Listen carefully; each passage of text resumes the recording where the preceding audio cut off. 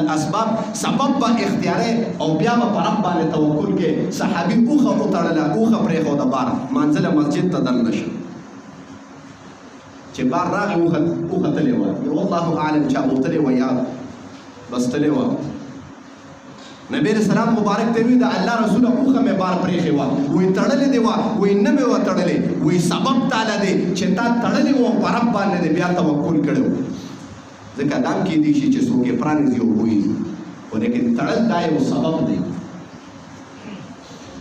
نو توکل به په رب باندې کوو خو ما تحت الاسباب رب داسې هم کولی شي چې بغیر د سبب نه ورکولی شي صحابي به جومات ته راغی ژړلې رب ته یې ویې ربه ماله راکړه بغیر کسب نه هېڅ څه کار مې زده نه دی 2 رکعات یې وکړه کور ته راغی ښځې ته وایي څه دې بد کړي دي وایي تا څه راوړي دي او ته جواب کې وایي دی بیا راغی مسجد ته بیا ودرېد 2 رکعات یې وکړه بیا د رب نه وغوښتل ربه ماله خو څه دیاړي مزدوري هم نه راځي که راکې داسې به راکې بیا لاړه کور ته ښځې ته وایي څه دې پخ کړي دي هغه وایي دا ته څه وایې چې ته ځې راځې او څه دې پخ کړي دي کوم دي بیا راغی مسجد ته رب ته بیا ودرېده جړاګانې وکړې ربه هېڅ مې زده نه دي هېڅ مزدوري نه راځي ربه داسې راکړه توکل چې خو هغه د صحابو توکل و رب ښایي چې یاره زه ورکوم بغیر سبب نه ورکولی شم خو دا سبب به اختیاری ته ویې ژړله ربه وایي داسې بیا راکې بیا کور ته راغې ښځې ته وایي څه دې پخ کړي دي هغه ورته یې راسه خاوند عجیبه غوندې دغه دی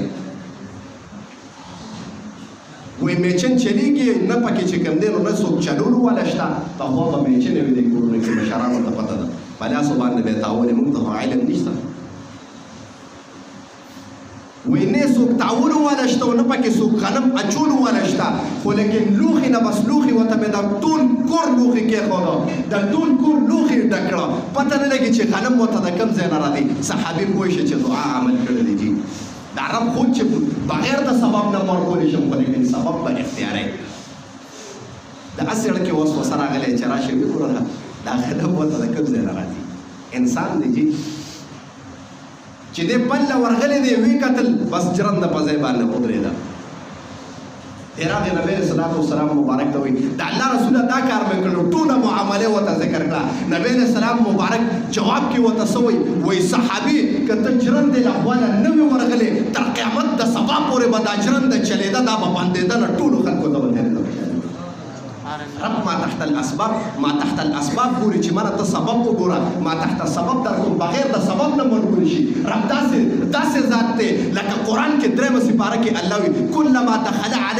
كلما دخل زكريا المحراب وجد عندها رزقا مریم علیه السلام یې بنده کړې وه په کوټه کې چې به یې وکتل رزق به ورته راغلی و رزق به ورته راغلی و وجد عندها رزقا تپوس دې کوي بچیا رزق د کوم ځای نه راغی رزق د کوم ځای نه راغی داسې میوې چې بې موسمه میوې به ملاوېدې د ګرمۍ میوې به ورته چې کوم دی په یخنۍ کې ملاوېدې د یخنۍ میوې به ورته ګرمۍ کې ملاوېدې وایي انا لکې هذا کوم ځای نه راغلی قالت هو من عند الله جواب کې څه وایي دا د رب د طرف نه دی چې هېڅ سبب نشته کوټه بنده ده د دخول څه نشته بیا مو سره رزق دی بغیر د سبب نه رزق رب ورکولی شي محتاج نه دی رب ولیکن سبب په اختیار ځکه موږ هغه متوکلینو کې یو زموږ هغه رنګې ایمان نشته چې که نه زموږ ایمان خو ما درته وویې داسې موږ وایو توکل په الله باندې دی خو لیکن چغې وو که نه چغې وو چې رب ماله څه راکړي دي رب د ابتدا نه فیصله کړې ده د ابتدا نه رب فیصله کړې ده چې رب قرآن کې الله وایي لقد خلقنا الانسان من سلالة من طین